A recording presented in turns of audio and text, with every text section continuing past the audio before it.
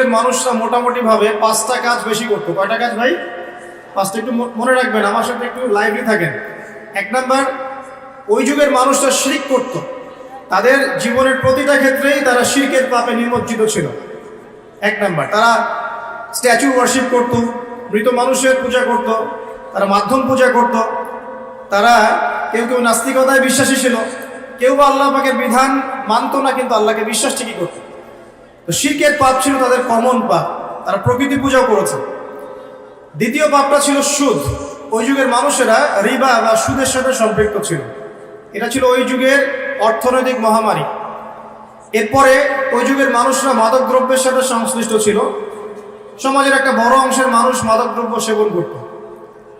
চতুর্থ পাপটা ছিল নারীর অবমাননা। ওই যুগের মানুষেরা নারী জাতিকে খুব একটা মূল্যায়ন করত না।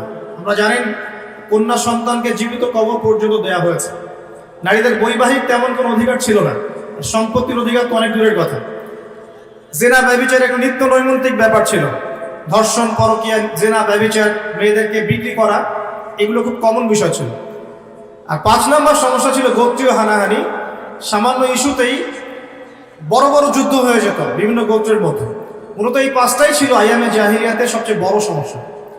এরকম একটা সমাজে নবী সাল্লাল্লাহু আলাইহি ওয়াসাল্লামকে আল্লাহ পাক নবী করে পাঠালেন, এবং 40 বছর পর্যন্ত কিন্তু ওহী আসেনি নবী সাল্লাল্লাহু আলাইহি ওয়াসাল্লামের কাছে। তারপরেও তিনি কোনোদিনও কোনো পাপের সাথে সম্পৃক্ত হন নাই।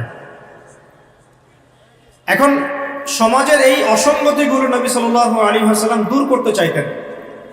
এ কারণে যুবক বয়সে তিনি হিলফুল ফুজুর তৈরি করেছিলেন। কিন্তু হিলফুল ফুজুর সমাজের পুরো পাপের যে শেকড়, এটাকে উপড়ে ফেলতে সক্ষম হয়নি। কারণ একটা সমাজকে সংস্কার করতে হলে, অন্ধকারাচ্ছন্ন একটা সমাজকে আলোকিত করতে হলে মানুষের মস্তিষ্ক প্রসূত জ্ঞান, বিদ্যা আর বুদ্ধি যথেষ্ট নয়। প্রয়োজন হচ্ছে আল্লাহ পাকের পক্ষ থেকে ওহীর জ্ঞান। কি প্রয়োজন বলেন? আল্লাহ পাকের পক্ষ থেকে ওহীর জ্ঞান। কিন্তু সেই ওহীর জ্ঞান কিন্তু 40 বছর পর্যন্ত আসেনি। এসেছে 40 বছরে গিয়ে নবী সাল্লাল্লাহু আলাইহি ওয়াসাল্লাম যখন হেরা গুহায় আছেন, তখন তার কাছে আসলো প্রথম সূরা আলাকের 5টি আয়াত।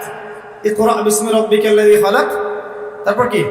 খালাকাল ইনসানা মিন আলাক, ইকরা ওয়া রাব্বুকাল আকরাম আল্লাযী আল্লামা বিল কলম আল্লামাল ইনসানা মা লাম ইয়ালাম।